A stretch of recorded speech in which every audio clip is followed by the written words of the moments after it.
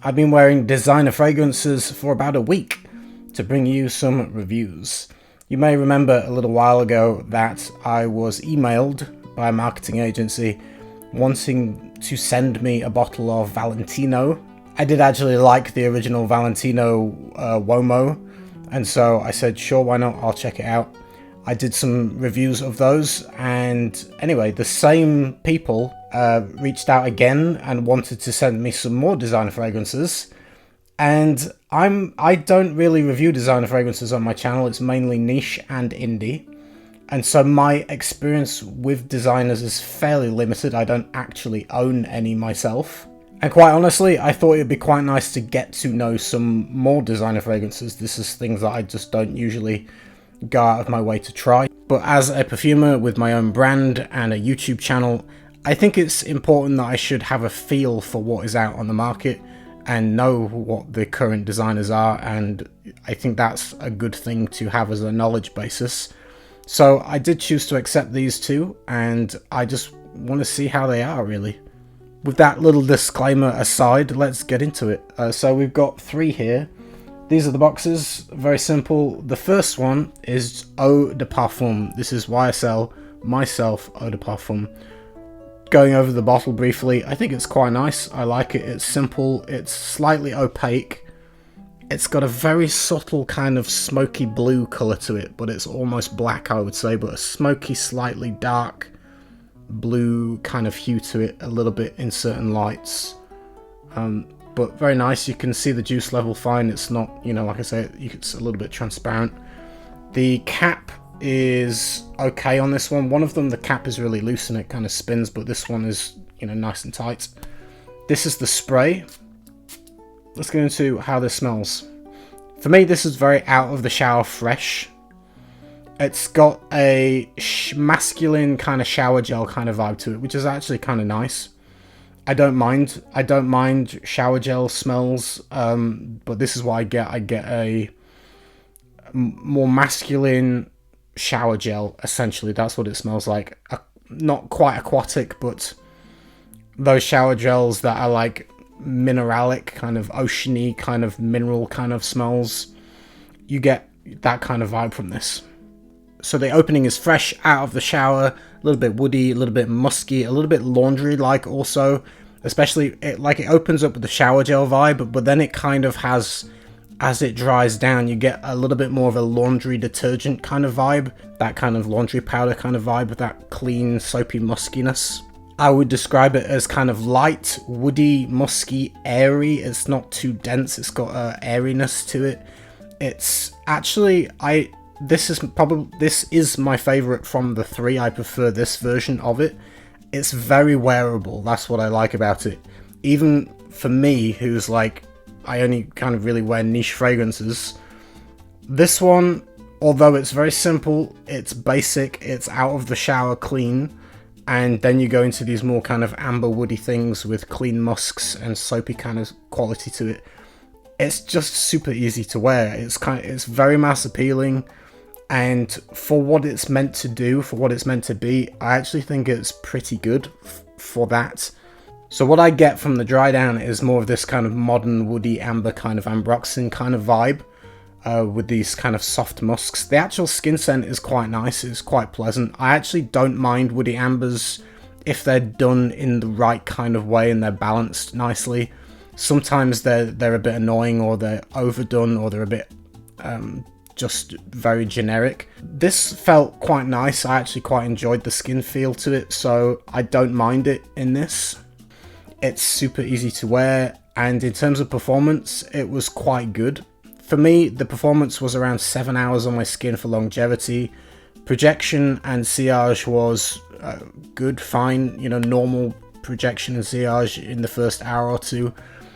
Before kind of sitting closer to the skin. It performs, you know, perfectly well for a designer fragrance. In terms of versatility, I would say this is literally any season, any occasion, almost any age. I think this would be fine for a 15-year-old, a 20-year-old, a 30-year-old, a 40-year-old, and up to, like, you could be wearing this at 65 and it completely pull it off fine. extremely versatile, literally any age, any occasion. You could wear it on a date and it would be great. You could wear it to a wedding, it would be fine. You could wear it to the office, you could wear it casually dressed up, however you want to do it. This kind of profile is completely non-offensive. It's what you might call a dumb reach. It's extremely easy to pull off and wear for literally everything. You don't have to think about it, you just grab it and spray it. I actually enjoyed this one the most. I thought it was actually quite nice. And if this was around when I was younger, this kind of profile fits me better than a lot of other designers do. I actually think this is not bad. Like, if I was given this when I was like 18, I would have actually worn that. Whereas a lot of designers back then, when I was younger, I just really didn't like the smell of, and I didn't wear fragrances. It took me a long time to find fragrances that I liked. So this one impressed me the most. I thought, if I'm not judging it on an artistic basis, like I do with niche perfume, if I just, you know, want to smell clean and fresh and not have to think about it, then this is the kind of thing that I would recommend to people. On an artistic level, obviously, it's not made artistically, it's not made for the art and love of perfume, it's made for the masses to smell good. It's not made for the connoisseurs of perfume, let's be honest. It's made to sell to lots of people, and I think it does that perfectly well. So the Le Parfum version is slightly different. Let me spray it on my hand. This one I would say is actually lighter than the Eau de Parfum, and it's lighter than the Absolu version. This one is, I get a light kind of woody musk kind of vibe, probably things like Isoe Super. It's slightly fresh in the opening, but this one has a subtle kind of hand cream or hand lotion. It's got a creamy lotion vibe to it as it dries down on the skin, which the other ones don't have. That's unique to this one. There is familiarity to the original. You get a little bit of that shower gel kind of vibe as well. Fresh, clean, but this one is kind of less defined in a way, almost less structured somehow. I'm not sure how to word that. There's a hint of something just a little bit aromatic in the top notes. I don't get any sweetness from this really.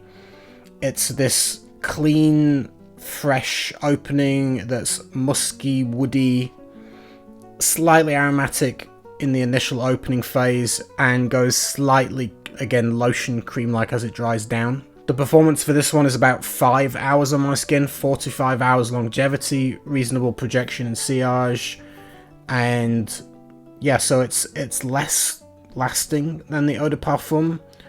I would have thought the Le Parfum version would have lasted maybe the same or a little bit longer, but on my skin this is less. So again, 4 to 5 hours, and you're going to get a hint of that kind of lotiony kind of hand cream kind of vibe as it dries down on your skin. It's very easy to wear. It's all year, all season, all occasion, whenever, however, whatever age. This one doesn't blow me away. It's pleasant. I actually don't think it definitely doesn't smell bad, put it that way.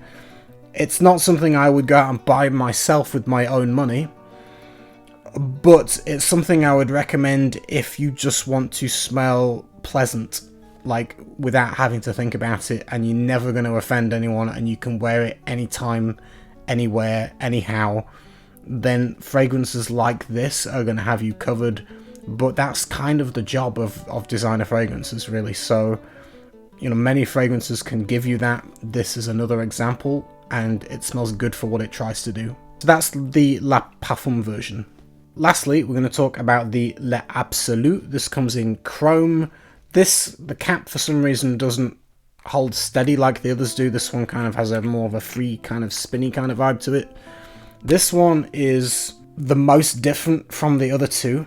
It's got a slight zingy kind of opening. It's a little bit more, let me spray it again, but it's a slightly different top note. I get a little bit of citrus, I get a little bit of something spicy. But what's noticeable in this is that there's a subtle sweetness behind it, which the other two do not have.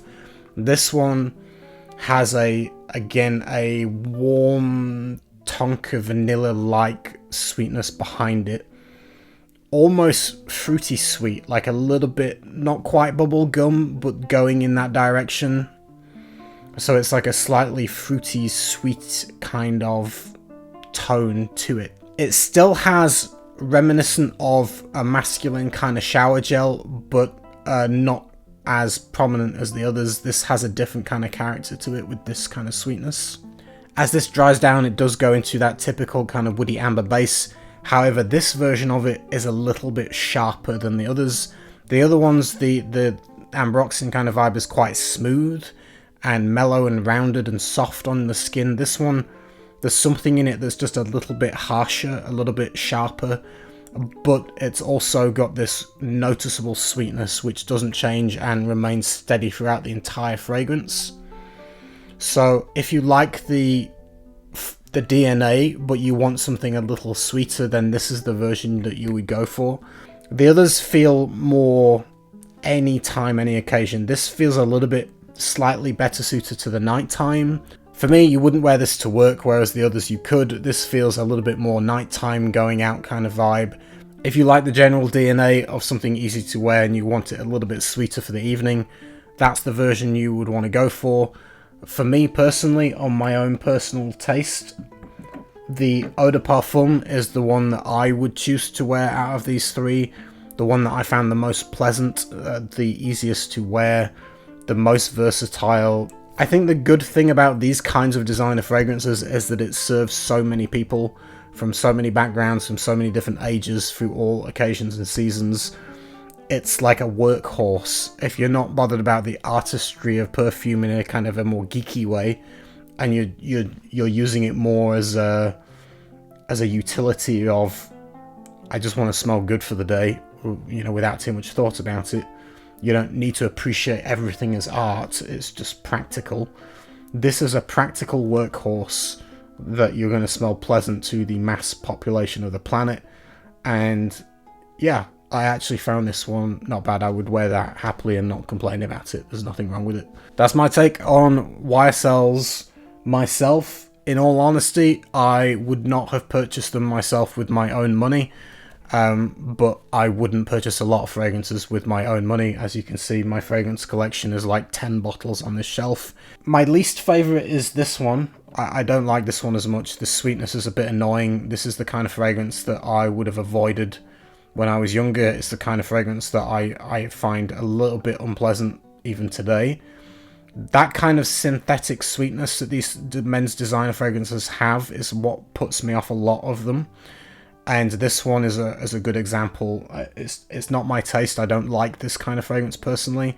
However, my brain can understand that in the world of normal people, so to speak, that aren't me, this kind of thing is very popular and widely loved, and I would suggest it to other people. It's just not my personal taste. I can appreciate that. Hope you enjoyed the overview. I might keep this one for a little while and wear it a couple more times to just get a feel for it. We'll see. Thank you very much to the people that sent me them. I'll see you again with another one. Take care and have a good day. Goodbye. Old man Harlem gives me Sunday headache, but that old man Harlem keeps me rolling.